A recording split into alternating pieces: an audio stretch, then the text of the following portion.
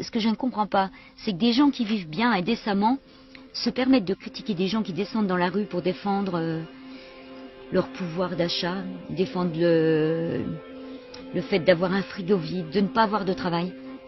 Ça, c'est insupportable. Ils savent ce que c'est que de couper un steak en deux pour donner la moitié à son fils? Mais non. Ils savent ce que c'est que de plier du sopalin parce qu'on ne peut plus s'acheter de couches.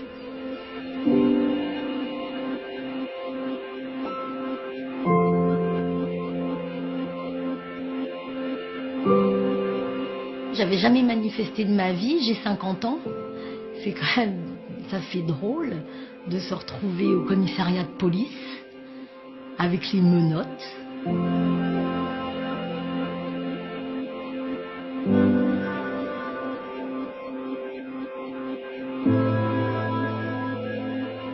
Dans la difficulté, on doit aller avec les gens. Et puis ça nous permet de voir d'autres personnes aussi qui sont dans les mêmes situations que nous et parler avec eux, voir comment eux ils arrivent à s'en sortir. Quand on est premier cordé, on tire les autres. On les amène vers le haut, on les écrase pas. Ils ne me feront pas rentrer chez moi, voilà, tout simplement. Je continuerai. Je continuerai le samedi à me lever, c'est à mettre mon petit gilet jaune, à prendre mon petit sac à dos et aller manifester. Il y a de l'entraide, il y a de la solidarité, de la fraternité qui est née de tout ça. Pour moi, c'est une richesse, quoi. Nous les femmes, nous espérons un monde plus juste demain. Il faut qu'on se lève, il faut que tout le monde se lève. J'ai vu des mamies qui faisaient la manche dans les rues de Paris parce qu'ils ne peuvent plus se nourrir, parce que leur loyer bouffe leur maigre en retraite, et ça m'a révoltée. Moi, pourquoi je suis devenue gilet jaune? Parce que je suis maman célibataire avec 2 enfants, que la vie de tous les jours n'est pas simple. Je me sens gilet jaune parce que depuis que j'ai l'âge de raison, je dis merde à cette société, j'en ai marre. En travaillant à deux, on vivait dans la misère avec 2 enfants et du coup ça faisait longtemps qu'on était sur notre canapé en train de se révolter. Mais quand il y a eu ce gilet jaune, on s'est senti vraiment concerné, alors on est sorti dans la rue. Je travaille encore malgré que je sois en retraite depuis 5 ans, parce que ma fille est au chômage et elle avait beau traverser la rue, elle ne trouvait pas de travail. On a vu beaucoup de retraités se mobiliser et pour moi c'était plus qu'évident de venir soutenir et les retraités et aussi tous ces gens qui ont besoin de vivre mieux. En fait, quand le mouvement des Gilets jaunes a commencé, j'ai senti quelque chose au fond du ventre où je me suis dit « Ah, ça y est, c'est nous qui descendons ». Mais ce mouvement-là, il englobe tout. Tous les citoyens, que ce soit travailleurs, chômeurs, syndiqués, politisés. En fait, ce mouvement, il est mouvement citoyen. On a mis le gilet jaune parce qu'on est en alerte, on est en urgence. Mais ce mouvement, il englobe tout le monde. J'attendais un mouvement social comme ça. J'ai jamais manifesté, été militante, quoi que ce soit. Je me suis jamais retrouvée dans aucun mouvement. Mais celui-ci qui rassemblait tout le monde, c'était formidable. Et quand j'ai vu qu'au sein de ma commune, il y avait des gilets jaunes qui venaient sur le rond-point, alors j'ai dit mais c'est génial. Et depuis, je ne les ai plus jamais lâchés. Ça a été une vraie famille, quoi. C'était assez universel. Le message, c'était pas le gasoil, c'était pas ça. C'est le fait de reprendre notre autorité, notre pouvoir. Aujourd'hui, il n'y a pas un domaine de la société où on ne marche pas sur la tête, que ce soit dans le privé, dans le public. Tous les biens qui rapportent de l'argent, aujourd'hui, on les donne au privé, on mutualise les pertes, on capitalise les profits. D'ailleurs, ce qui m'a alertée, en fait, c'est que ma fille, elle m'a dit qu'elle ne voulait pas avoir d'enfant parce qu'elle ne voulait pas le mettre au monde, un enfant dans ce monde qui allait à la catastrophe. Donc, je ne serai jamais grand-mère. Ça m'attriste beaucoup, donc ça, c'est la deuxième raison. Vivant en 1871 à la Commune de Paris, est-ce que j'y serais monté? Si j'avais été vivant en 1936, est-ce que je serais allé en Espagne? Si j'étais né en 68, est-ce que j'aurais fait mes 68? Facile de répondre oui quand on n'y est pas. Là, je ne pouvais pas me dire, et s'il y a ça, soulèvement auquel j'aspire depuis ma prime enfance, j'irai pas? Non, c'est pas possible. Donc c'était une évidence en fait. Je ne pouvais pas ne pas y aller. Les Gilets jaunes, je pense, qu'ils sont en train de réveiller cette espèce de conscience que tout ce qui a été essayé jusqu'à maintenant pour asservir les gens, en fait, dessert tout le monde. Parce que même ceux qui, aujourd'hui, nous gouvernent, pensent que en s'enrichissant, ils vont pouvoir s'en sortir, mais en fait, ils s'en sortiront pas. Ce qui me révolte, c'est qu'on est toujours sur un système pyramidal qui n'est plus acceptable. On a besoin de travailler aujourd'hui. Les consciences, elles sont suffisamment éveillées. On a les outils, on a tout ce qu'il faut pour avoir une société incroyable. C'est ce qu'on a et malheureusement, on en fait pour une grande partie, on fait de la merde. Et on peut, avec des outils comme ça, s'approprier, changer vraiment notre société et faire un pays qui est incroyable. Il faut absolument qu'on arrive à convaincre les gens qu'on n'est pas en démocratie. Le fait qu'on pose un bulletin de vote le jour des votes dans les urnes, ça va au-delà de ça. C'est décider en fait ce qu'on veut vivre. Je suis descendue d'abord aux manifs des Gilets jaunes, puis ensuite aux assemblées locales à Pantin, vive Pantin. Et en fait, j'ai trouvé des gens, de la convivialité, une envie de lutter ensemble pour vivre mieux, quoi, que ce soit les femmes, les handicapés, les gens comme moi à l'époque qui étaient malades, les salariés, on s'est tous retrouvés. Quand j'ai vu en fait les vraies demandes qui étaient la justice sociale et la justice fiscale, il se trouve que par ailleurs je travaille dans la banque, donc j'ai quelques visions du système. Je me suis dit que c'était un mouvement qui allait bien au-delà en fait du pouvoir d'achat, donc ce qui était donné par les médias.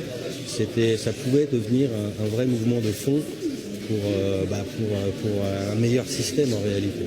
Il y a plein de façons de rentrer dans ce mouvement. En ce qui me concerne, moi je suis rentré sur sur les questions monétaires en fait, parce que quand on aborde les questions monétaires, on arrive un peu au cœur du réacteur de ce qui ne va pas dans l'organisation de nos sociétés. Moi, ça me donne beaucoup d'espoir en tout cas. Et c'est pour ça que je suis encore là presque un an après et que j'y crois surtout. Et quand je vois cette ADA qui s'est déroulée super bien, moi c'est ma première participation à une ADA et je reconnais que je suis admiratif parce qu'il y a eu une discipline, des temps de parole respectés. Enfin, je veux dire, on est largement capable aujourd'hui de reprendre en main notre vie, notre avenir. Je veux dire, les gens en font preuve, des gens qui viennent de toute la France pour venir discuter de vrais sujets sur 3 jours, des réunions des commissions, c'est pas facile, on sort, on a la tête, J'étais claquée moi hier avant-hier, mais voilà, on construit et moi ça me donne beaucoup d'espoir.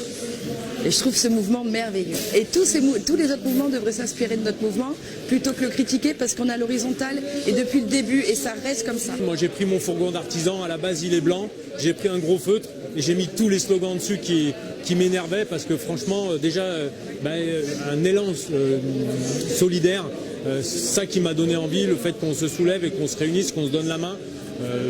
Moi c'est parti d'instinct, je peux pas dire. C'est le fait qu'il y ait des mouvements qui bougent. Moi tout de suite ça m'a pris au ventre. J'ai dit il y a une volonté commune. Là c'est le moment de bouger. Il faut faire quelque chose. C'est maintenant. Il y a un souvenir de Gilets jaunes depuis un an.